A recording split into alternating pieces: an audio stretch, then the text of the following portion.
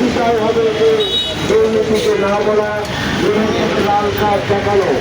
আমরা মনে করি জাতীয় জীবন থেকে যদি দুর্নীতিকে আমরা মুক্ত করতে পারি, যদি আমাদের সমস্ত নীতিমালা মুক্ত করতে পারি, তাহলে জাতীয় উন্নয়নে আমরা একটা গতি নিয়ে আসতে পারবো।